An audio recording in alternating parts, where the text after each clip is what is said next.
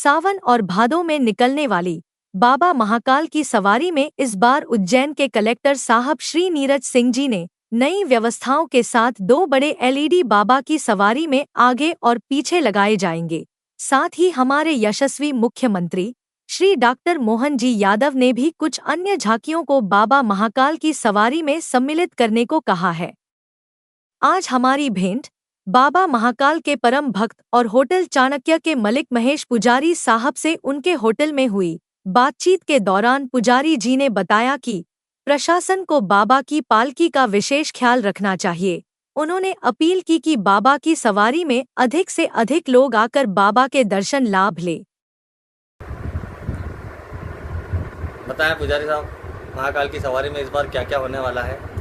भगवान महाकालेश्वर की जो सवारी है वो परंपरागत है और हमेशा ही परंपरा अनुसार ही सवारी निकाली जाती है। उसमें कोई किसी प्रकार का विशेष परिवर्तन नहीं किया जाता है। ये एक परंपरा है इसलिए।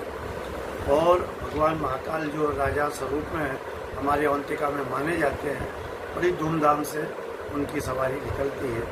समय समय पर विशेषता भी कुछ जोड़ी जाती है।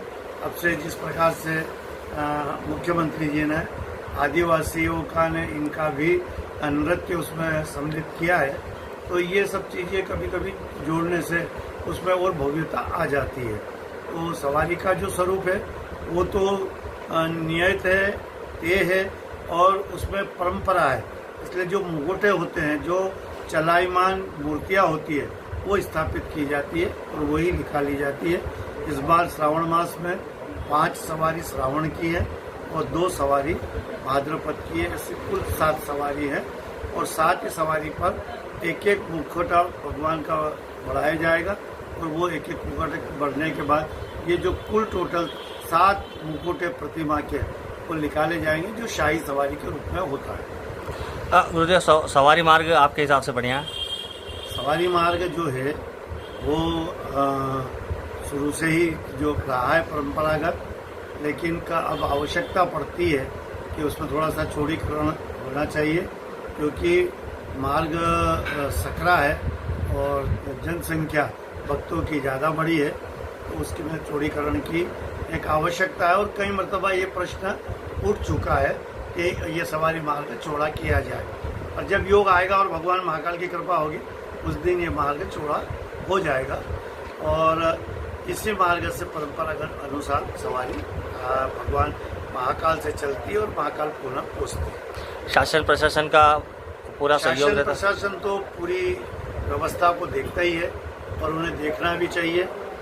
कुछ कुकुर मुत्ते लोग जो होते हैं वो ऐसी मांगे करते हैं जिससे कि हिंदू सनातन धर्म की परंपरा को भी क्षति पहुंचती है और भक्तों को भी क्षति होने की संभावना रहती है।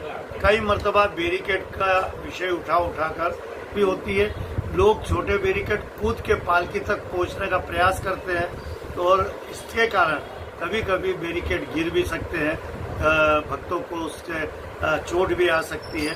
तो ऐसी जो मांगे होती है प्रशासन को बिल्कुल ध्यान नहीं देना चाहिए।